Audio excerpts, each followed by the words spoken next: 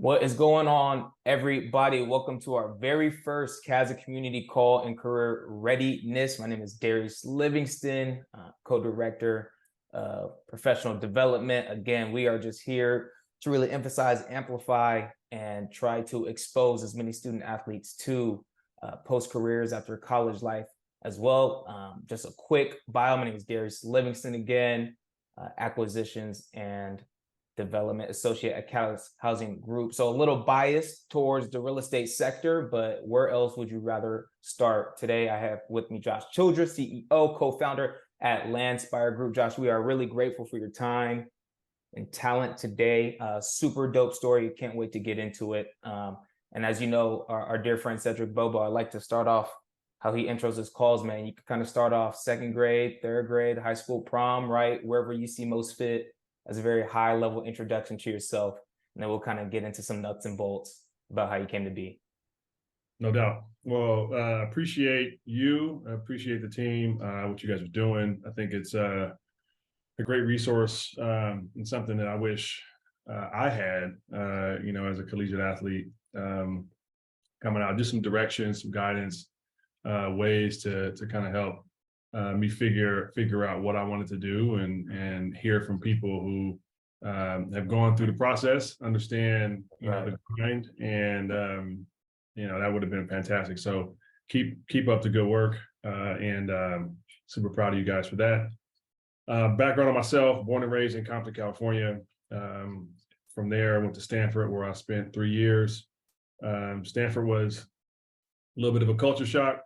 You go from the inner city to Palo Alto, and it was a lot of flip-flops and cargo shorts, and I wasn't really used to that at the time. But definitely enjoyed my 3 years there. I loved my time there, and then from there I got drafted to the Atlanta Hawks.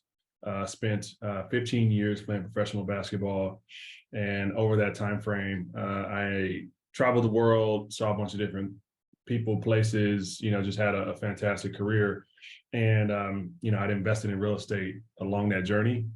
And that is what prompted me to start a real estate investment firm after my career ended in 2019. So Landsprie Group is that company, and would love to, kind of dig into that, as we get further to the call.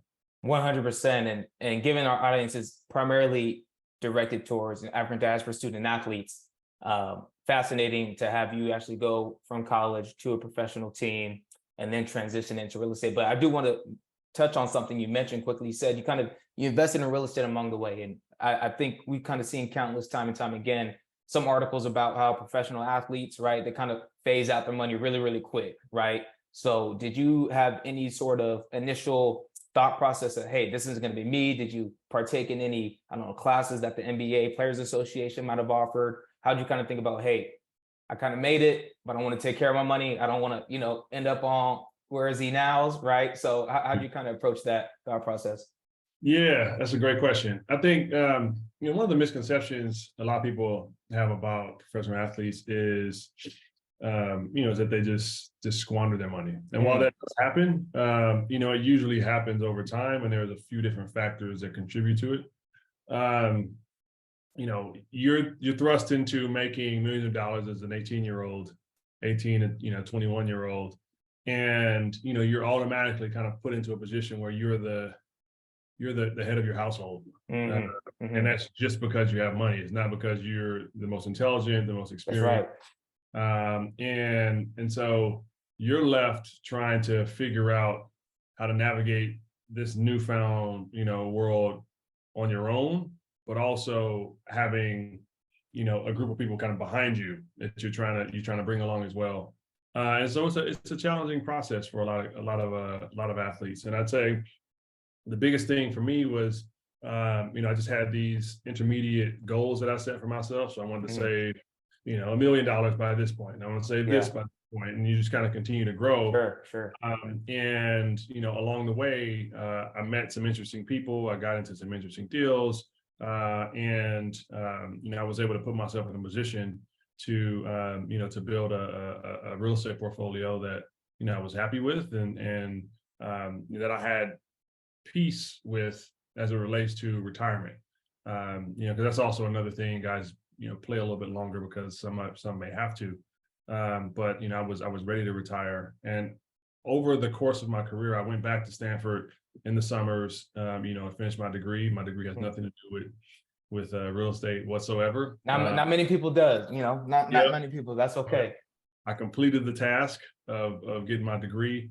And I just started to understand some of the dynamics around the real estate investment process. I sat with a bunch of different people, and it was just a great learning experience for me. Now not everybody has that luxury of having 15 years of kind of a nest egg to go out and start a company. But where I had that time where I was focusing most of my time and energy in that career, you can start a lot sooner, a lot earlier, and 15 years from now, your company will be much larger than mine was when I started. So there is a give and take there. Yeah, that's much appreciated. And you definitely have the title real estate professional now, but as obviously been in the MBA, your time is incredibly strained.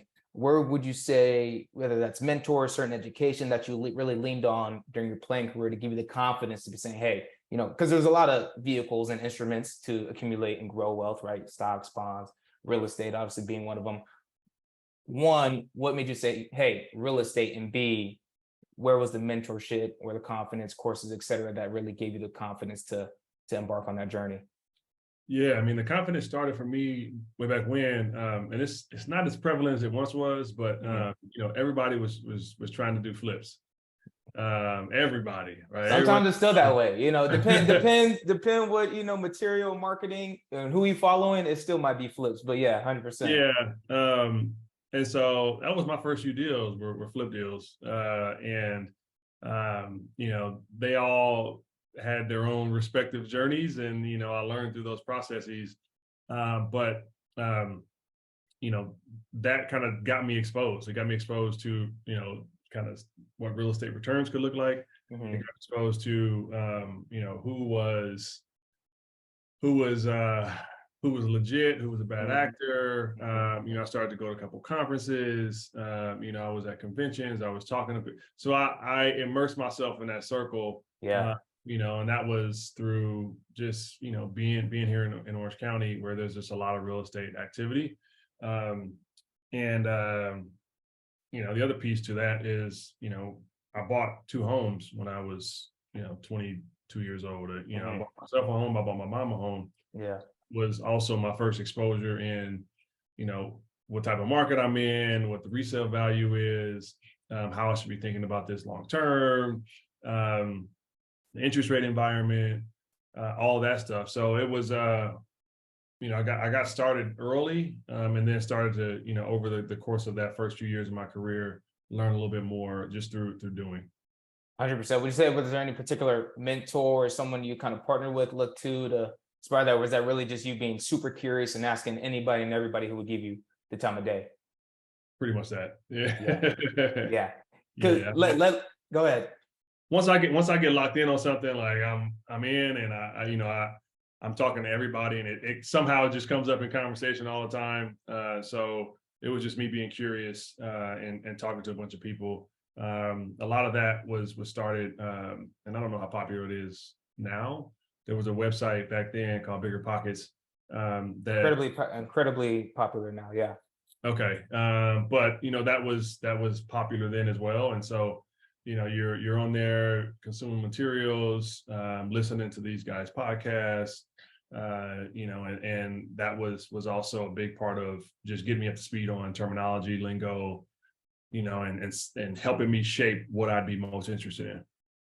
100%. And you touched on an incredible asset skill, which is curiosity, right? And I think a lot of times as student athletes, we can become so involved in just what's in front of us, whether it be in sport, obviously keeping your grades up so you can stay eligible, that they may not feel like they have time or may not need to look up from their sport, right? And kind of think about life after sport, or think about what kind of things are they interested in. So can you just kind of talk about how imperative it is for students to really look up and, stay curious and really ask themselves and have that retrospect, say, hey, like, what do I enjoy outside of sport? Because everybody has that, there's a percent that goes to play D1 or even college athletics in general. But then again, a percent who goes on to play professionally, right? And I think a lot of kids, I thank the Lord it wasn't me. I greatly realized that I did not have pro level skill, and I was okay with that. I realized that D1 ball at UC Davis was good enough and the tip of my skill set. But just being curious and looking to the left and right and say, hey, what's going on here, and really being able to find an interest in it.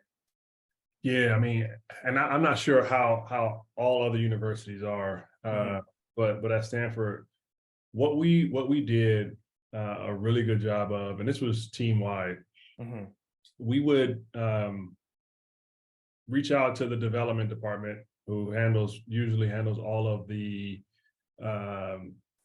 alumni donations and the donors and people that come in to put money into the programs.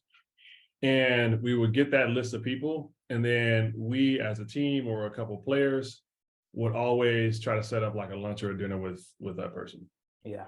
And so what that did, number one, it showed them that we were curious and serious about like how we connect, but also gave us a better understanding of like who was in our ecosystem. Right. And they did, and over the course of dinner, you can have a pretty good conversation around what you're doing, how you're doing it, and if this is something that you'd be interested in moving forward. And so we did that really well, and that led to a bunch of conversations with people in venture and in technology and in real estate. And so leaning into that is, I think, super critical and imperative, and it's worth your time. And I know in the season you're dialed in, you're trying to make sure that everything is is locked and loaded and you're ready to go for games and meets and all that stuff. But I mean, a free dinner usually is worth it, and then you get a chance to spend time with somebody who's vested and invested in the university and likely in your success. 100%. That's great. And again, you talked about kind of investing in real estate here and there, or you're in the MBA, taking care of business. So what snapped and clicked for you to say, okay, hey, I kind of done a couple deals along the way, but doing a couple deals along the way and launching a full-blown real estate investment company are two different things, right? So can you kind of talk about the logistical steps let's talk about the philosophical steps that you kind of looked inwardly and made that decision. And then logistically, how did you decide to make that jump? Philosophical steps. Biggest philosophical step was understanding the power of ownership. And having spent 15 years doing what I did, I was very, very ready to invest in myself, and understood that it wasn't going to be perfect. It wasn't going to be easy, but I'd rather take the bet on myself than go spend some time like trying to get a job and working with somebody else. Not that there's a negative to that. It's just how I felt at the time. Yep. And secondly, I thought about legacy. I thought about my ability to impact kids who look like me. And that's when I reached out to my former college teammate and roommate, and we just had a conversation over probably a 5 or 6 month period, and we decided to start the company. So it was very much focused on that legacy impact piece, but also the fact that I can own this and I can grow it and build it the way I want to, and that for me is worth everything. Huge. So. That's huge. And you briefly touched on it, but can you kind of deep dive just a little bit more into some of those parallels that a lot of student athletes have and may not realize they have as a student athlete in terms of traits and skills that really translate to a successful journey? And maybe not just in real estate, but in the, it may not be corporate for them. It may just be a very entrepreneurial role, but just having success outside of sport that maybe student athletes may really think that just applies to sport. Yeah, I mean, you kind of break it down. we're always most of the time, not all of us, not There you all of go. us athletes. We don't want to overgeneralize here. That's right. Hardworking, disciplined, focused. You can work as a team or be a team player. Um, you know how to make adjustments. You show up. You're coachable. You're accessible, and you failed That's and right. gotten back up. That's And right. I think, and I could probably continue to go down the list, but when you think through all of those things, you understand that a lot of that translates into business. And I'll touch on that failure piece, because I played at the highest levels and did some amazing things, and was blessed to do some amazing things.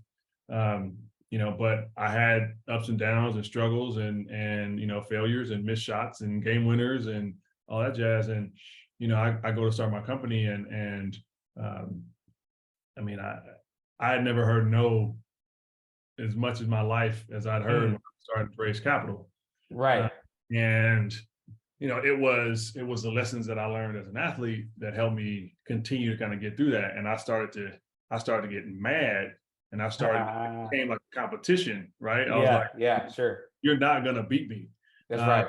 And that definitely is a carryover from my days as an athlete. And it's like I took it personal, and I was like, all right, well, let me reshift, refocus, let me double down on this, let me continue to follow up. So it's that sort of mentality that I think translates into business really well, and why a lot of people that I talk to try to hire athletes. Absolutely. I think there's a level we could dig into a little deeper there. And this new age, think about 2023, social media craze, everybody's life is kind of online. And I think that could even take another level into imposter syndrome and say, hey, like I can't do it, despite maybe many great accolades, many great achievements, and still maybe not have that self-confidence, even though they've done a lot of the work already. I don't really buy it when people say they don't have it at all. I think it's only a matter of how loud they let that voice get. So specifically for you and your journey, I know you touched on a little bit. How loud was that voice for you, and was it just that mindset of that competitiveness within you that turned that volume down? Yeah, so I use this example, and I don't know if other schools use it. I know that we called it the Stanford Duck syndrome. Okay, yeah, Davis didn't have that one, but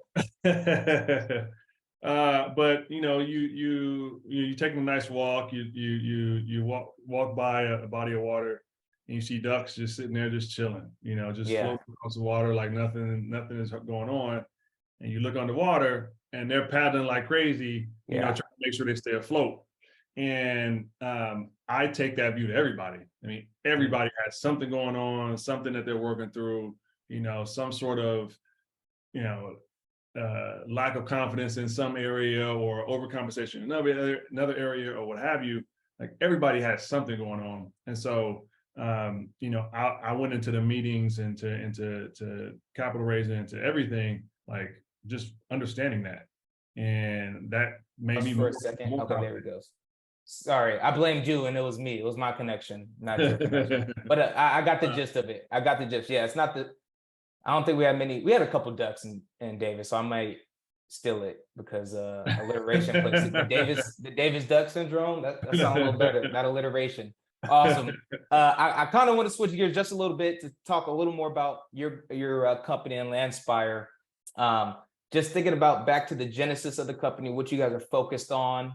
And as we both know, I mean, real estate is wide and narrow, though incredibly small at the same time. It's kind of a neat paradox. But what does Landspire do? And of course, the genesis behind that. Yeah. So the genesis, the meaning of our company is to inspire through land development, land investment, right? So I'm trying to inspire the next Josh Childress from Compton, who may not be 6'7", but has intelligence and is hardworking, and has a vision for what he can be, he or she can be, when they grow up. And so That's the genesis of the company. We started in 2019, myself, my partner, Justin Davis, and we're focused on multifamily investment on the West Coast. So we invest in working class communities and are trying to bring affordable workforce housing to communities that need it. We are now standing up a new vertical at our firm focused on sports and entertainment. So given my background, still very connected in the sports ecosystem, and I'm trying to take capital and invest not necessarily in stadiums and arenas, but in everything around the stadiums and arenas. So, one of the things that we learned through the pandemic was, sports is still an anomaly as it relates to engagement and community. And, no matter what everybody was going through, like sports was still an anchor for everybody. We want to invest in that. And so we're looking at, practice facilities, sports and entertainment venues, platforms with sporting companies, but any sort of real estate that touches sports and entertainment. And that'll be our area of focus here and moving forward, in addition to our multifamily vertical. That's awesome. And, thesis is incredibly important. Narrative is incredibly important, and it really shows and displays in that passion of what we want to do. In some aspects, at the end of the day, right, is going to come down to returns for a lot of people, not all, right? You may have impact capital that's more worried about where that's going to be, where the capital is going to be placed, and the mission and the impact and the vision, which would be awesome. But not a lot of times the case scenario. So when you're out, and I just want to think a little bit to keep it at a high level. And for those who don't know, a lot of real estate deals really, if we were to just sum it up really quick, comes to debt and equity, right? And those returns are based differently because of the different risk profiles associated with each. So again, very high level, but I do want to do a quick insight into what many or some conventional deals look like, especially as it relates to Landspire. Are you guys raising equity and going to go chase debt? Are you trying to raise the whole thing with equity? Are you trying to be a highly levered debt placement? Kind of what's the thesis behind capital raising there? So given our size, we've partnered on every one of our deals. And we've partnered with a group that has a much larger balance sheet than we do. So with that, our partner usually goes out and sources the debt. Now we obviously are, we're very intentional in that partnership and how we structure that. And so at that point, we're co-sponsors, co-GPs in a deal, and we go out and raise equity as our partners do.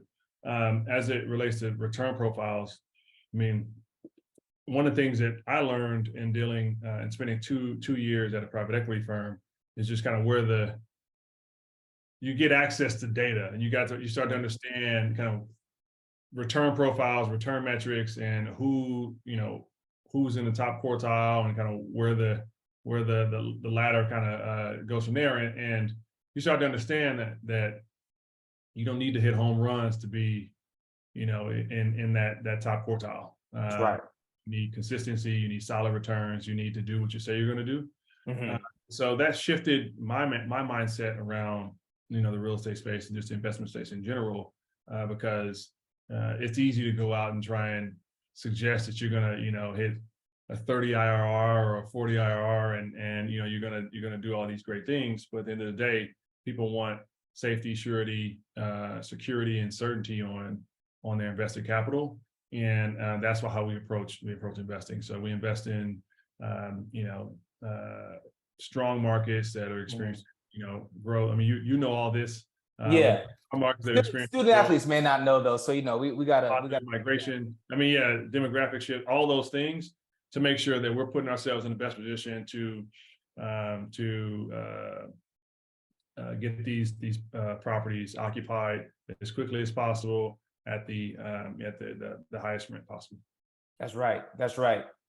You touched on a little bit, all money ain't good money. So this is what they say on the street, right? So trying to translate that to the real estate, why wouldn't Landspire necessarily, even though they may get, more favorable terms on a term sheet, but may not really mesh a little bit in terms of alignment of mission and vision? Do you have an example, or can you just talk about that philosophically about why, you will take just anybody's money. Absolutely can. Look, I mean, these projects are long term, and many of these deals, I mean, we're planning to be in for 10 years, 7 to 10 years. And so when you start to kind of peel back the layers, you understand that time is finite, and you just don't want to spend time dealing with people that you don't like to deal with. You want to make sure that you're in partnership with people that, I mean, quite frankly, are reputable and have integrity. I mean, I could go out and source debt from, or equity from some people that I just don't really vibe with, and I don't trust that they'll, not try to, move behind my back to take down the deal themselves or what have you. So it's about understanding, that all money isn't good money, but also, your name, reputation, is everything in this business, and you want to make sure that you're partnering with the right people so that none of that gets tarnished. That's awesome. That's pretty sweet. I do want to throw a quick note to go ahead and I'm very new to this Zoom webinar, but if you do have questions, I'm pretty sure there is a Q&A function for you to type in. I love to ask Josh live your questions, if we could get them answered. Want to go back to Landsprie a little bit. I did peep that you guys had a ribbon cutting ceremony for Edgeway, right? And for those who don't know, I mean, Josh alluded to those 7 to 10 years of project. That's just, a lot of times after ground up, right? Development often takes a lot of time before there's a shovel in the ground around just planning and sourcing, et cetera, et cetera. So can you just give us a little sneak peek into that deal and what ultimately came to be a successful ribbon cutting ceremony, it looked like? Yeah, would love to. So Edgeway was near and dear to my heart because it's about 5 minutes from where I went to high school. Wow. So, developing a property near where I spent a ton of time and still continue to spend time was pretty special. That project is 91 units with about 10,000 square feet of retail. And it's in what's becoming like a nice little walkable downtown area, in Bellflower. And so, that property, there's a group who spent a lot of time, kind of getting to the space where it could be developed, and came in on the tail end of that, invested equity in the deal as co-GPs, and they were fantastic. I mean, they got that thing up and out of the ground really fast, and we did great marketing early out of the gate on that one. And as we cut that ribbon, we were already 70% pre-leased, which is fantastic, especially in this market. One of the other things I would just mention, as it relates to multifamily is, everybody's talking about interest rates and how expensive it is to buy a home these days. And while it impacts us in terms of how we finance projects, it also impacts us in terms of, it's creating more renters and more long-term renters.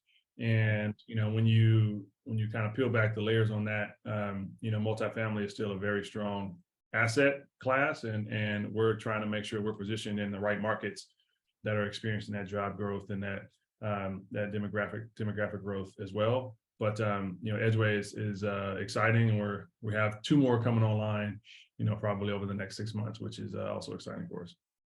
And so true. You think about it, what the American dream used to be, right? And it's really just, growing up, going to college, getting a good job, buying a home, retire, rinse, repeat. Not a bad life, but you think about the American dream, like a lot of people can't even buy into the traditional American dream because they get stuck at that step where they go to a great college, they have an awesome salary, and even with your awesome salary, you are still priced out of home ownership. So we really think about being operators and owners of this multifamily. We are very much a service-based business, and we want to develop and own and operate places that people want to be and they take pride in being. And just because you're renting does not mean you're a failure. Like, you enjoy this is your preference, even if you have the means, and there's a lot of studies being done to show that, like, with renters, by choice renters, I think they're going to throw names and titles on everything, but by choice renters, right, even with the luxury to go buy a home, they want to stay at a place that you built. And there's a lot that goes into that. And which I'd add one thing to that. I mean, and I was a long-term renter, even though I could afford to buy a house.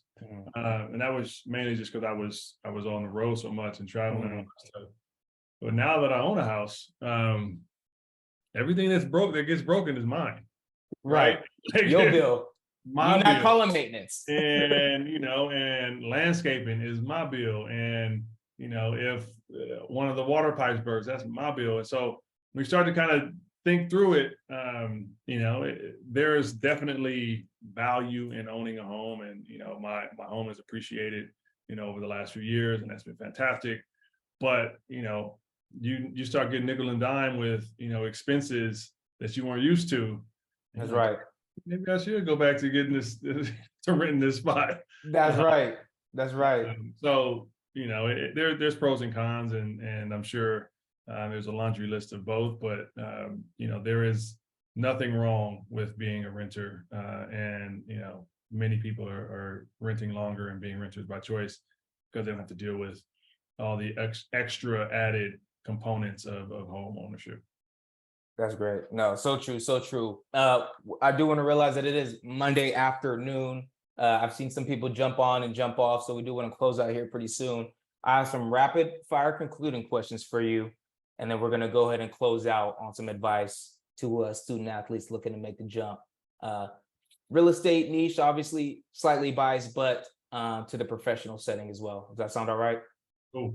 All right, here we go. So as alluded to, no surprise, you played in the NBA. I assume we've been to a Laker game together. So I assume you keeping an eye on them guys in there right now. So who's the best current NBA player that is playing your position right now? Playing my position right now? I think it's KD. Still KD. I think it's still KD's just dude's probably the best scorer to walk the earth right now. So he's just a walking bucket. A walking bucket. Okay. Again, we don't want to get anybody canceled here, but who is your NBA GOAT? Jordan. Easy. Nothing at all. Nope. Like not even a. No. I'll leave it at that. I'm 97, so Michael Jeffrey Jordan. There it is. Government at all. Your real estate GOAT. That's a good one. Daryl Carter. Okay. Explain why. Give a little. Daryl Carter, former basketball player, played at Michigan. Avanath, right? Avanath Capital, yep. Based here in Orange County. He's built billion-dollar businesses multiple times. And that's not easy to do. I mean, in his current portfolio, I think they have 17 or 18,000 units. He's a beast, and he's a mentor, and he's just that dude. So Daryl Carter. I would love to get connected. I look up to him from afar. Maybe I could get into the VIP seats a little bit. No doubt. I got you. Appreciate you. What accomplishment are you most proud of? This could span high school, NBA career, collegiate career, professionally. What do you look back and be like, I did that? Probably getting drafted. Mm-hmm. Yeah, I mean, it's statistically, there's been only a little over 4,500 NBA players ever in the history of the game, and so you're in a pretty elite class, there. So that's probably my biggest accomplishment. Not only get drafted, but just to be in the game for as long and achieve the accomplishments that you did. I mean, that's even the statistics even get narrower and narrower in there, man. So that's you are an elite piece of company. Piece of advice for a young professional coming up in the real estate industry.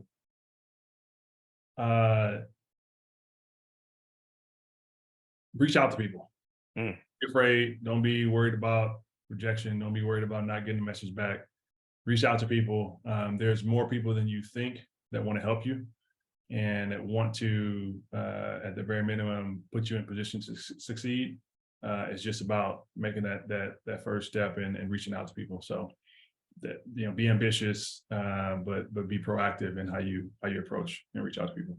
And follow up. I'm 25 and I be forgetting things, and I'm young. So, especially these people who are much busier than I got a lot more on their plate. Don't be afraid to follow up for sure. Because a lot of time it is just an innocent, it fell down the inbox, boss, my fault. Yeah, for sure. That's right. Well, this has been awesome. This is our inaugural community call, career readiness call. So we are greatly appreciative for you, Josh, and your team at Landspire. looking forward to the continued partnership. Best endeavors, man, and we'll be chopping it up soon. Much appreciated. No doubt. Appreciate the time. Keep doing what y'all doing. Yeah, absolutely. Mando, we'll holla at you. Peace.